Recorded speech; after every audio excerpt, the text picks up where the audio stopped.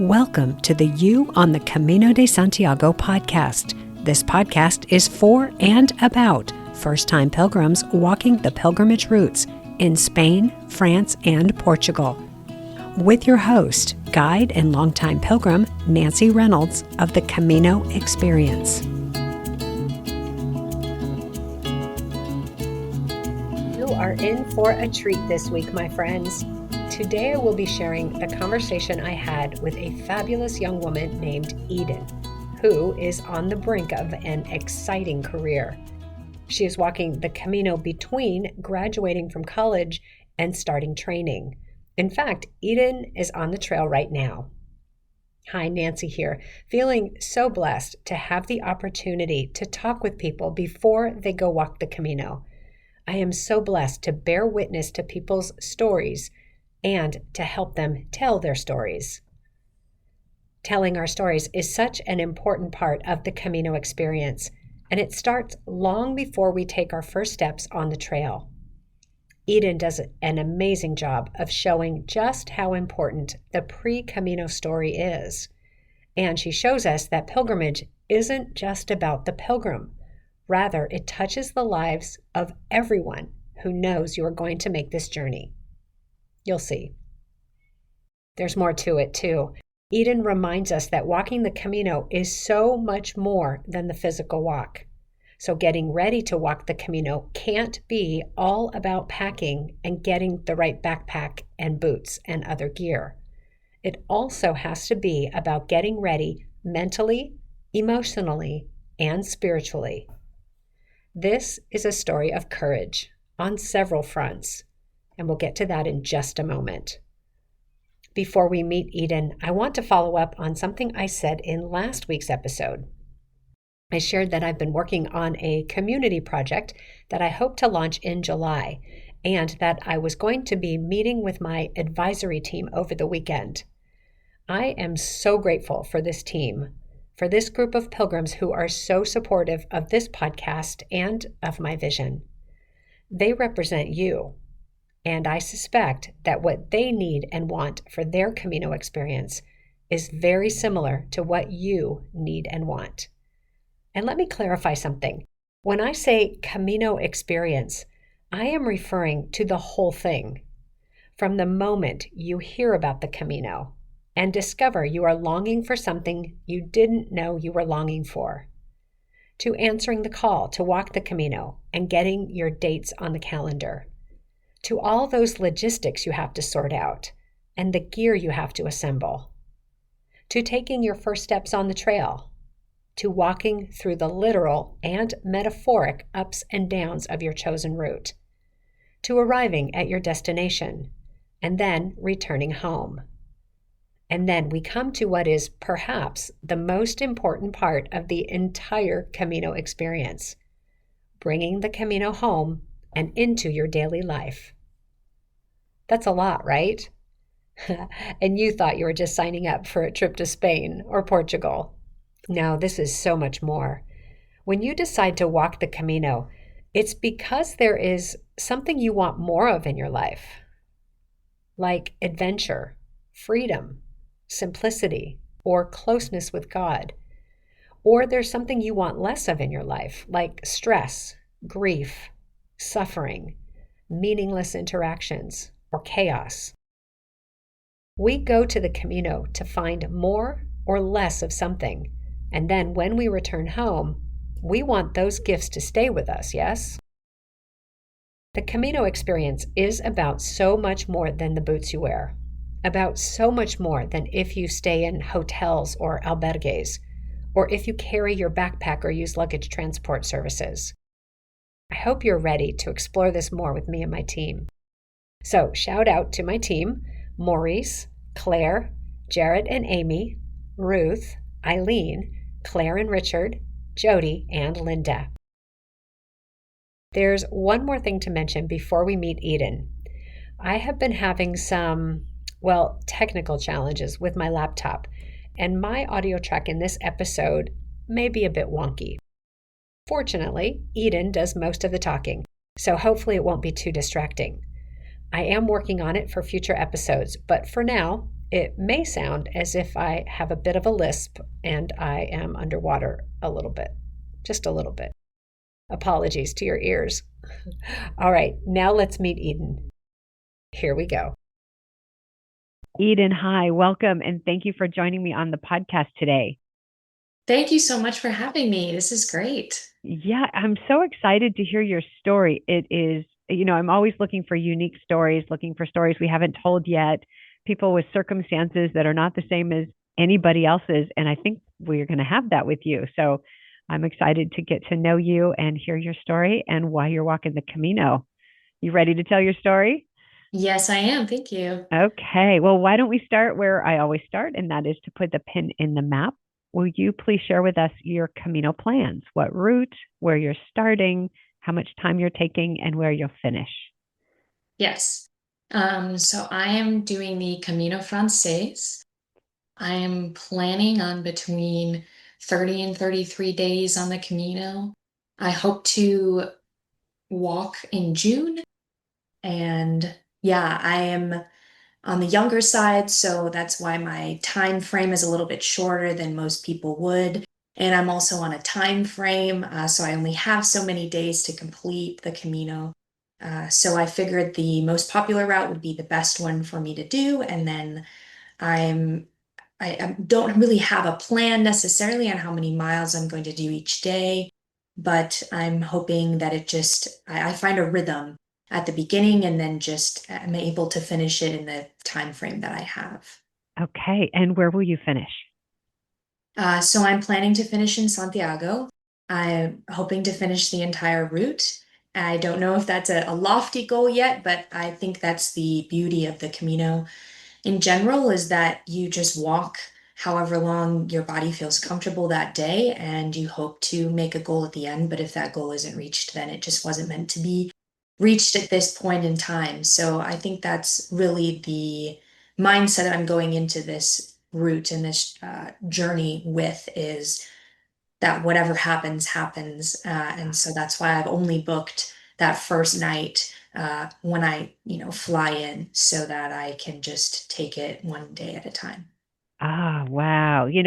Many of the people on the podcast do a lot more planning than that. And so I'm really excited to hear about this and how you're planning to do it. I've done it that way myself, but so many people now wrestle with the question of should I plan or should I just go? And it sounds like you have landed very clearly on that answer. Yeah, I mean I'm an overthinker by nature, so I definitely did consider what it would be to plan. Early in the planning process, I did consider reserving a place about halfway in Leon because the Parador is somewhere I've always wanted to stay, and I also considered having a super nice place to stay at the end of the trip as more of a celebratory completion of the journey. But as I thought about it more, I realized that it would change the mindset of the entire trip for me from one of just enjoying moving forward and trying to get to a location by a certain time and being stressed about how many miles I was completing per day. So while the thought of having a really nice place to stay in a kind of that dream sense was lost there, I think what I gained was more of a freedom that you don't often get when you're traveling in general, or vacationing in general. And it's really testing my boundaries because I am such a planner in general when it comes to traveling and exploring and adventuring. So it's definitely going to be a challenge. I love that. I love that insight. I love how you've identified who you are and what you normally do, and you're going to do something different. And you appear to be very calm about it. Are you calm on the inside?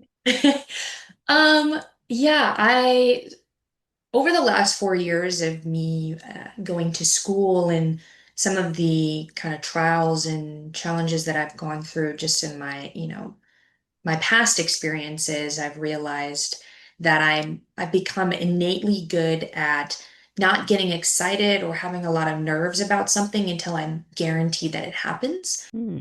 So I guess, for example, I was set to go on a big trip across the world last year, and a bunch of things kind of were thrown in front of me that made it seem like this trip was not going to happen at all. And so I adopted a mindset that was, I'm not going to get excited about the trip. I'm not going to expect the trip to happen in any capacity. I'm not going to get nervous that it doesn't happen. If I get on that plane and I reach that location, then I can kind of accept all of these emotions and these feelings. So I've kind of chosen that mindset with this trip, is that I've spent a lot of meticulous time figuring out what I'm packing. But other than that, I have not really looked into what the journey is going to be about other than just watching some of those preparatory videos.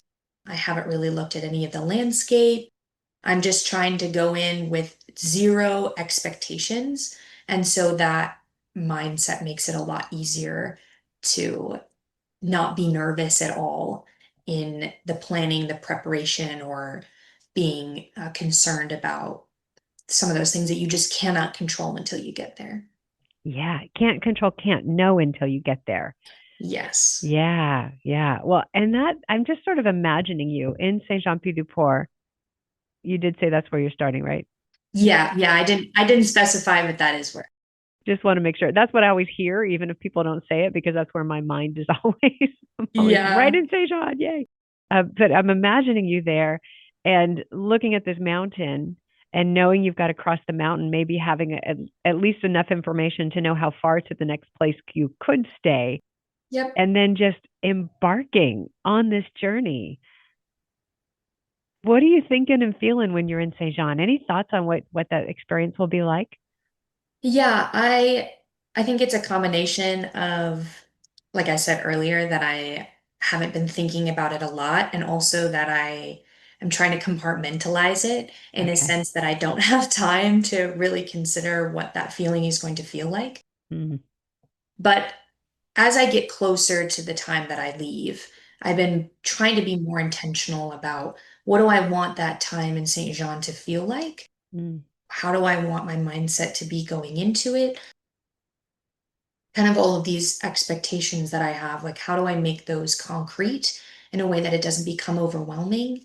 Like, I want to feel like so happy and free when I'm there, and mm. I want to be super excited about the journey, and I don't want to be nervous, but some of those thoughts I'm starting to try to piece through is how do I um, kind of deal with all of those emotions in the beginning, because that, for me, at least in my planning and preparation, will be the first time that it becomes real for me, in a sense, and that I'm giving myself the space to think through some of those thoughts.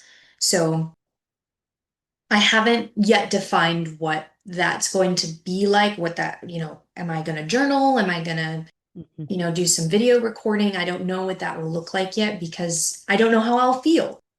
I think I will be overwhelmed a lot, but I will feel determined and have a purpose. I've done a couple of other backpacking trips, much, much shorter, but every trip at the beginning, you feel super overwhelmed when you're Yeah. traveling, and stressed. And then you get there, and that first day starts, and it just kind of, it's easy. I don't know how to explain that feeling, but you just, um, all the stress and the worry kind of leaves, and you're just on the trail, and you don't need anything to help support that. Like no music, at least that's for me. It's a personal thing.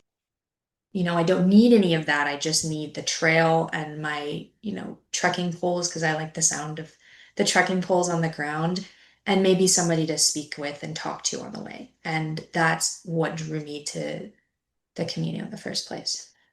Well, I think you've touched on something really important, and that is being where you are when you're there. So you're not there yet. So you're not actually worried about it or focused on it or wondering. You're where you are now. And I think that's probably going to serve you really well. I want to get into your schooling and your career choices and where you're headed next, because I think this actually might be maybe part of your training and what you've learned in school and what you'll need in your future career. That ability to be right where you are, 100% committed in that moment. And that's what you've basically just described how you'll be in Saint Jean. You'll see when you're there, but you're not there yet. Yep, exactly. Good training for your future career. Let's talk about that a little bit, but first I want to just you started to touch on why you're walking the Camino. What is it that has you heading off for this particular adventure? Yeah, this has been a long time coming for me, and everybody asks me because uh, I have a lot of people in my life that have either walked the Camino before or are 100% supportive of my decision to use my time to do this. And so I tried to figure out how do I explain this in a succinct way, and I just haven't figured it out yet, so bear with me. But like I said, it's been a long time coming. The first time I was ever introduced to the Camino, like a lot of people, and I listen to your podcast a lot, so I know, is the movie. So it started out, I was in seventh grade Spanish class, and we watched the Camino or the Way, and it stuck with me. I don't know. I mean, it leaves, for a couple years, I didn't think about it at all. High school, didn't think about it at all. And I got to college, I got to where I'm going to school. And at the end of our schooling, before we go out to our assignment, we get 60 days of paid leave. And it's 60 days of wherever you want to travel and whatever you want to do. And I remember my sophomore year, my second and third year, there was a lot of seniors talking about what they were doing with this free time that we had. And that movie popped into my head again. And that journey just, I started thinking about it and I started thinking about it, and then it just wouldn't leave my consciousness. Like it would not leave the psyche. And every time I thought about not doing it, it felt wrong in a sense Hmm. because I'd been thinking about it for so long. It was so familiar to you. It was already part of your Yes. thought process. Yeah, good. Yeah. And so the thought grew more and more, and then it was a fear of committing to it because a lot of people will walk, or sorry, a lot of my friends will travel together, going around to all of these fascinating places and having a ton of fun, or, Mm. using the time to meet with family and things like that. And so I was feeling sort of a pressure to leave that dream behind for a while. But once I committed to, I'm going to do this, there was a sense of peace about it that it just made sense for me. As an additional note, I'm walking the way a lot for my faith. And that's a choice for me as I have a lot of those deep questions about my future career. And I wanted an intentional time to just give myself the headspace to think about it, but with no expectations of finding any answers. And so my faith has grown over the last couple years enough to realize that this journey is not just about a physical challenge, and it's not just about wanting to complete something that I set out to do as a seventh grader, after watching the movie. It's more about my faith than it ever has been. So, yeah. And then as soon as I committed to wanting to do this, there were so many people that entered my life. It was crazy.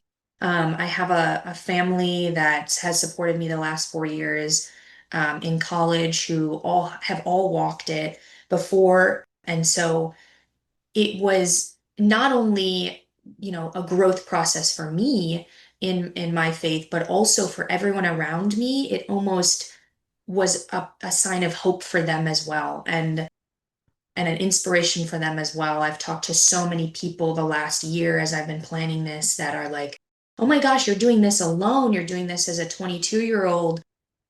You're doing this for your faith. That is just so cool. I want to go do that, when I have the time, and when I'm offered that time. And so, as long-winded as this explanation has been, I find it so incredibly powerful because it is not just me that is going through this journey. It's everybody that has, done it before or hopes to do it in the future that has really, shaped this experience. At least so far, have not even touched the trail yet. So, you have hit on something that is just, it's so poignant, I think, that there is a universal experience that we all share in life. And for some people, it's faith. For some people, it is spirituality. For some people, it is that community connection. But there's sort of a common thread here of hope and inspiration. Mm-hmm. And that's what you are bringing to every person who you talk to about this and everyone who you interact with. And you're going to take that on the trail. Oh yeah. Yeah, I'm so excited. I was actually on one of your I think it was back in April or May, the first intro, if you're walking in April, May, or June, Zoom meetings. And I was sitting in the academic room at school, and I just remember that feeling of meeting everybody else, especially those who shared a connection with wanting to walk for their faith. Yeah. That was just, I don't even know how to explain it. It was just such an amazing feeling, and I'm so, so excited to feel that every single day on the trail. So. Oh my gosh. Well, you got me. I mean, I don't know if you, I'm over here kind of like, oh, let me wipe that tear. Hold on, hold on. Just, it's just so lovely. And you said that you're 22, and I look at you and I think what hope we have for this next generation. If people like you are walking the Camino and discovering the magic of the Camino, the spirit of the Camino, and then taking that back into their careers at the beginning of their careers. And it seems especially poignant with the career you've chosen. So we're going to get to that. Hang on. But I want to talk a little bit more about faith on the trail, if you would be willing. When you Yes. say that you're walking for your faith, can you share a little bit about what that actually might look like or what that might mean? Yeah. So this is like everything else. I've thought a lot about this, more so in the last year than I have since seventh grade. So I actually have my Bible here that I'm going to be taking on the trail. And it was actually gifted to me for free from the school. They were just giving out Bibles, and it was another God wink for me, because I was going to order one that was small enough, but was the whole Bible to bring on the trail. And that day, like as I was putting it in my cart, I was at a youth group meeting, and they were like, put your name on the list if you want a free Bible. And I was like, what? Oh, This is okay. crazy. And it's a travel Bible. Yeah, it's See barely those. bigger than your hand. So, Yeah, I was yeah. gonna say it's a perfect size, and it's exactly what I was looking for. But yeah, the last year has been transformational in my faith, because I was never super intentional with reading, with going to church, with um, meeting with other people, with discipling, all of these things that really are foundational to answering some of these complicated questions that I have now, as I look to my future. And so, what it looks like on the trail, what I hope it looks like on the trail, at the very least, is having conversations with other people. I have no idea what those conversations will be like. I just know that it's going to be a great time to just talk with people of who understand in a way and understand why they're walking um, this, and we can share that bond. I've never been super open about my faith, so even me talking to you about this is a challenge, because I consider myself a very logical, kind of analytical thinker. So a lot of those feelings that come with, trusting Jesus, and just sharing out loud, and worshiping has always been a challenge. And so the Camino for me is going to be an awesome time to talk to other people that might share those same challenges. And then just at the Bible, I've decided as of the last week, maybe, is the only piece of reading material that I'm going to bring on the Camino. Which is also going to be a huge challenge, because I'm a very, very avid reader. Okay. And that decision was made so that if I pick something up, it's something that I'm being intentional about, and it's something that I want to spend time in. And if I'm too tired that day, then the other option is to talk to people about, not having enough energy to read my Bible. Topic of the evening.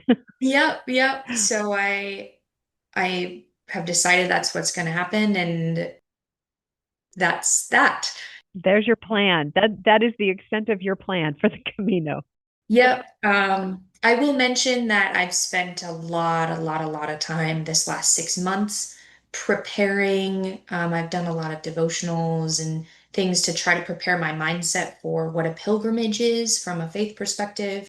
Reading a lot of things about different characters in the Bible that have gone through similar pilgrimages or have walked a long ways. So that prep has been very fulfilling to me, so that if I don't end up having the time or the energy or the space to continue that devotional throughout the Camino, at least I've had that in the beginning to shape it.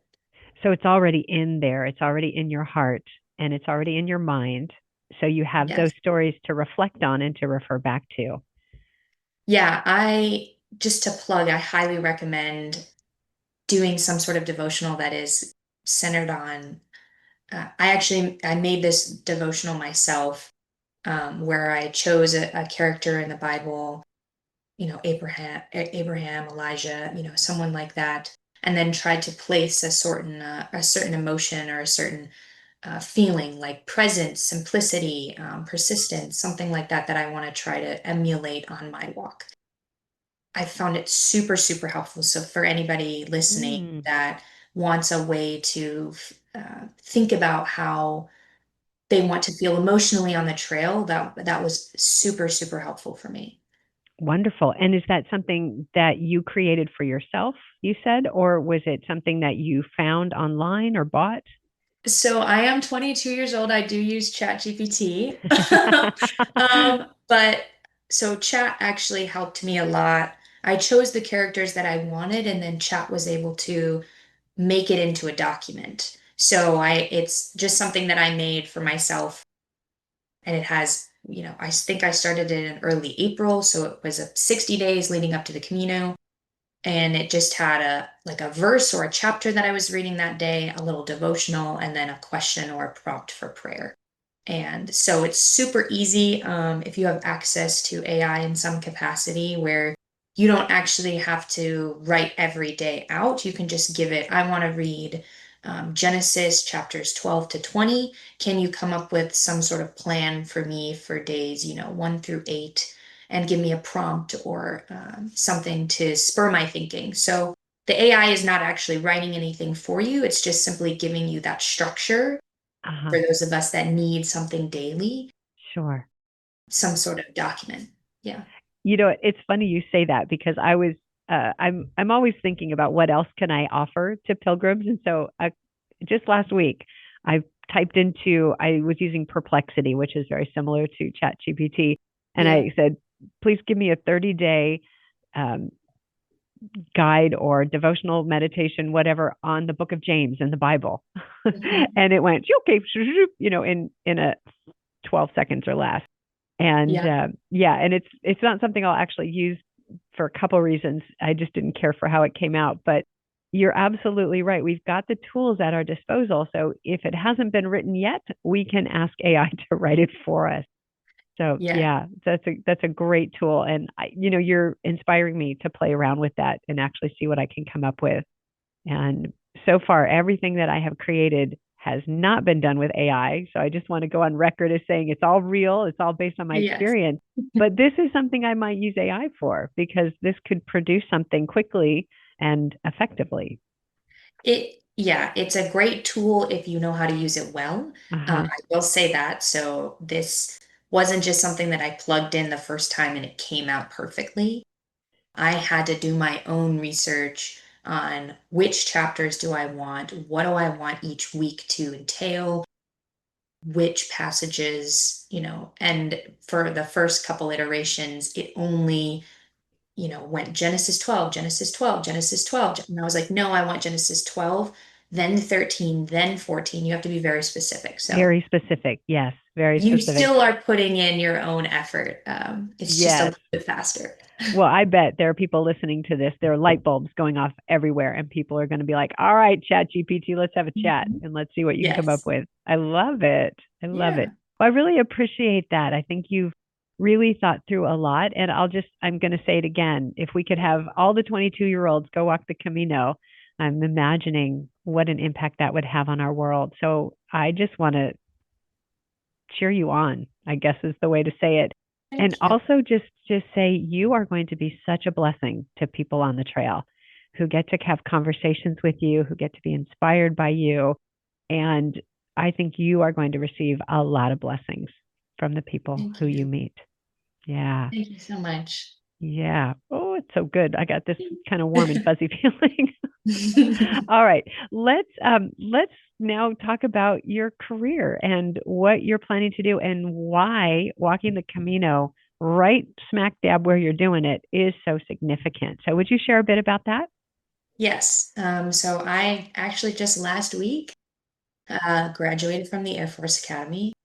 So I went through 4 years at a military college as a commissioning education path, similar to ROTC, ROTC at a university or at the officer training school. It's similar except at a military institution.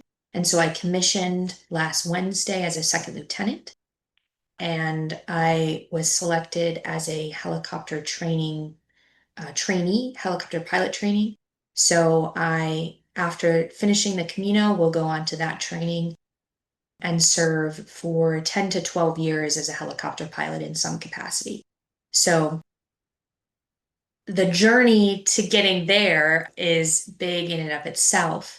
And a lot of that was a product of answering some really difficult questions about what do I want to do as a career? How will I best,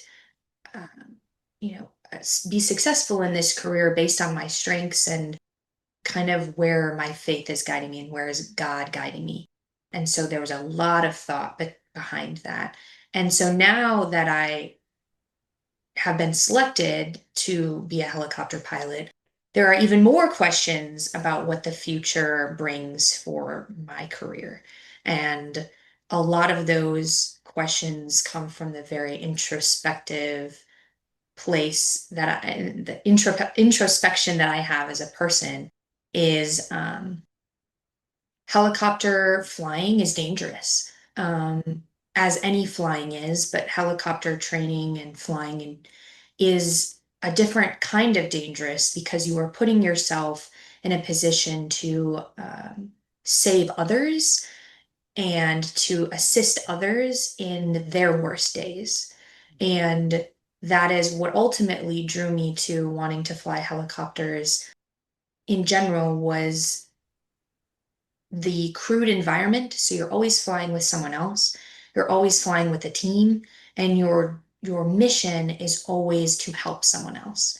And I just felt like that was where I was being called to go, and that's where I was being drawn to go, is somewhere where uh, it's the ultimate definition in my mind of service before self.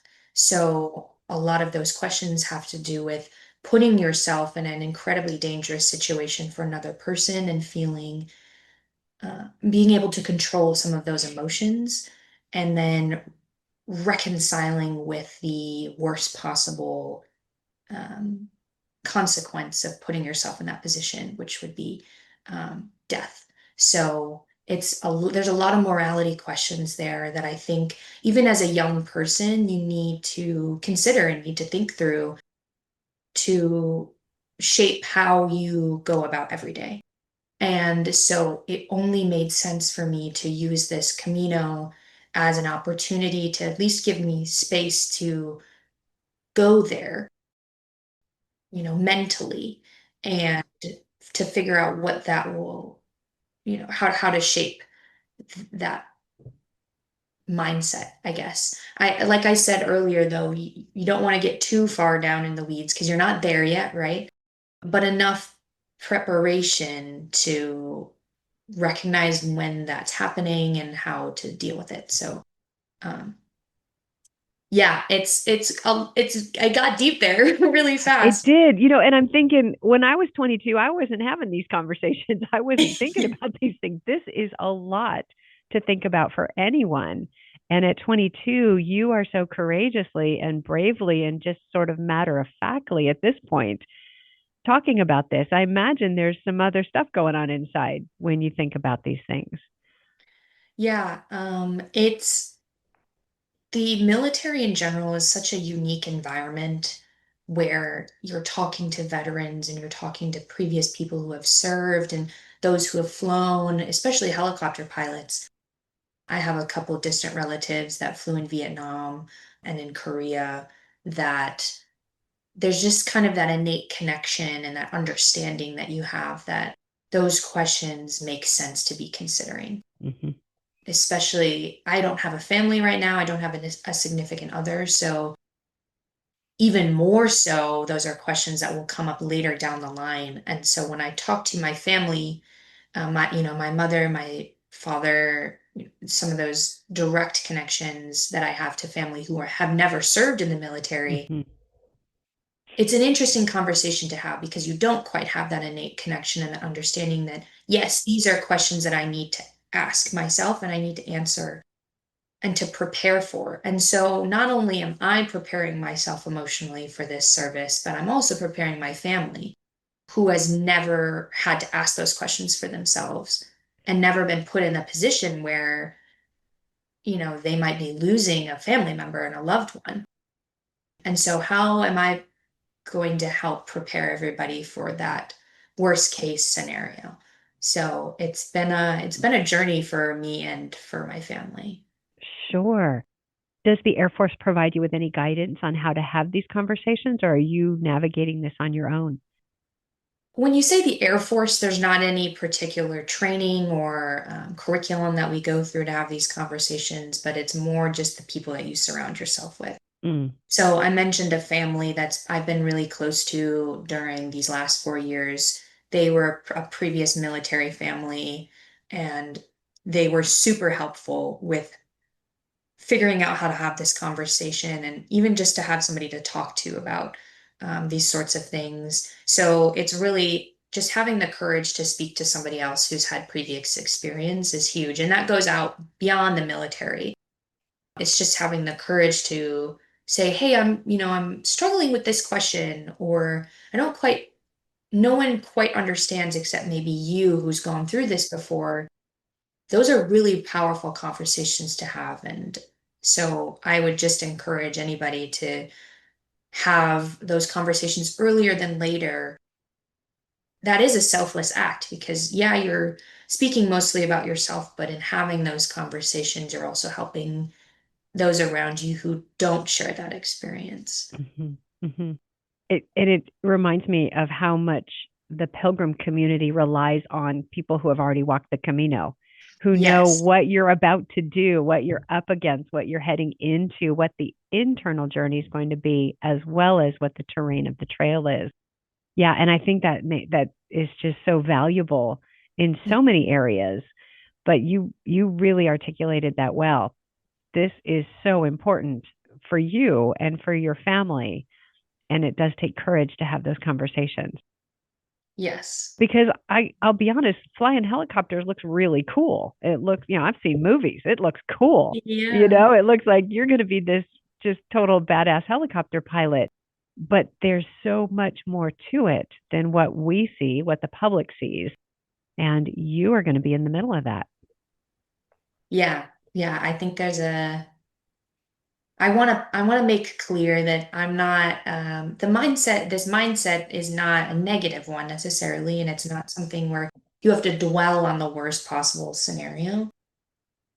It's just a one of preparedness and a one of Sure. being very intentional about your feelings, and your emotions and that sort of thing. So I wanted to make that clear because Yeah. I would consider myself a very optimistic person.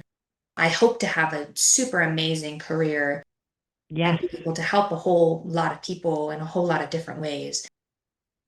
But it is those conversations are just as equally important of, oh, I can't wait to move here and do this as, what are we going to do if this happens? So, Yeah. Yeah. And you'll receive the training for all the other stuff, right? We know that they're going to train you well on how to fly a helicopter, what decisions you have to make, when to make them, what's the decision tree, who are your crew and how do you use them and work together with them. That all will be part of the training, but some of this other stuff might not be as might not be focused on quite as much, I would imagine. yeah, I think that is so indicative of this, of the Camino as well. So, so Hmm. indicative is everybody prepares so meticulously on how much am I packing, what's the weight of my bag, what hiking poles should I bring, Yep.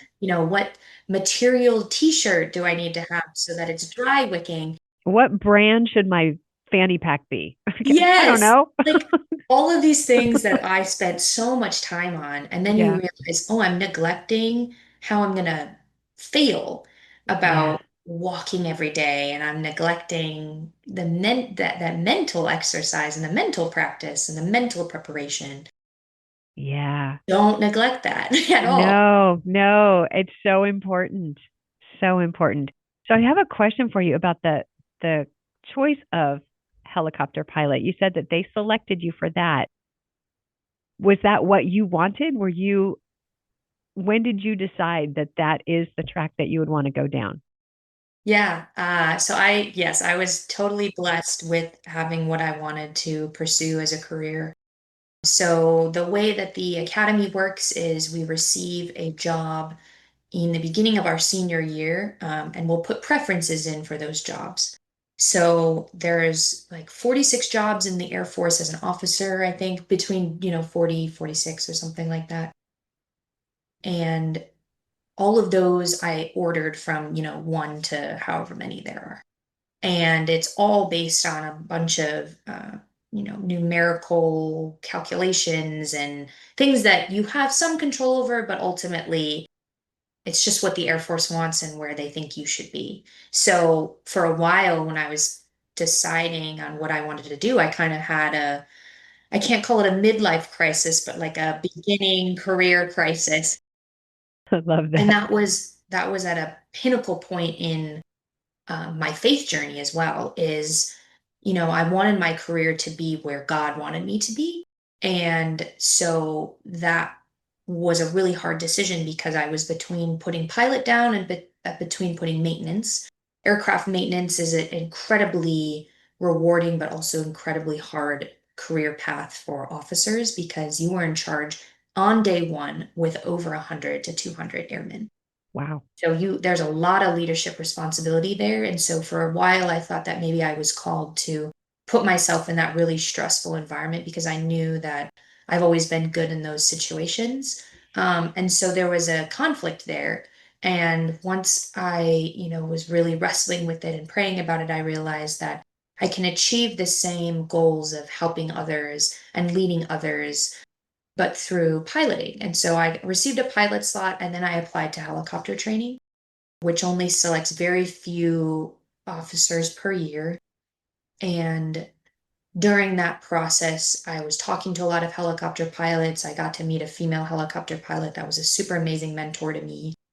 And this idea of either combat search and rescue or something that assists survival training or transporting distinguished visitors, all of these different things that helicopters do in the Air Force, it fit this goal of serving others and putting myself in a challenging and stressful environment while also pursuing this dream of flying. And so once I received that helicopter slot, I was so excited. It was just a great, great time for me because, um, like I said, I was blessed to have exactly what I kind of envisioned and what I thought God was calling me to.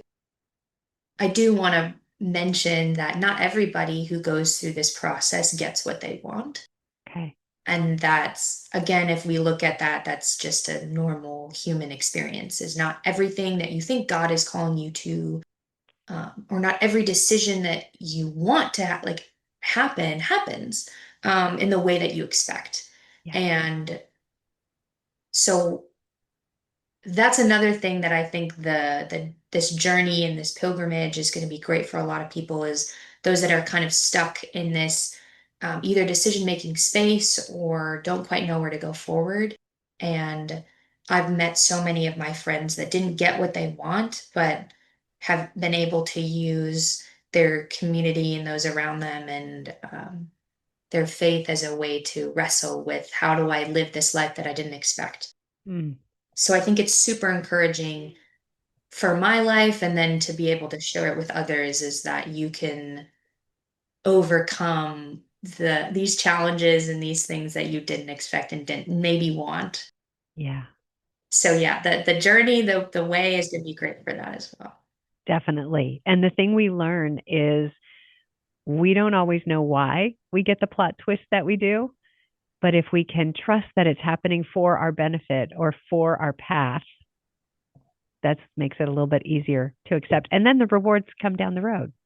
We don't know when, we don't know where, we don't know how, but we got to stay tuned because there's something good coming.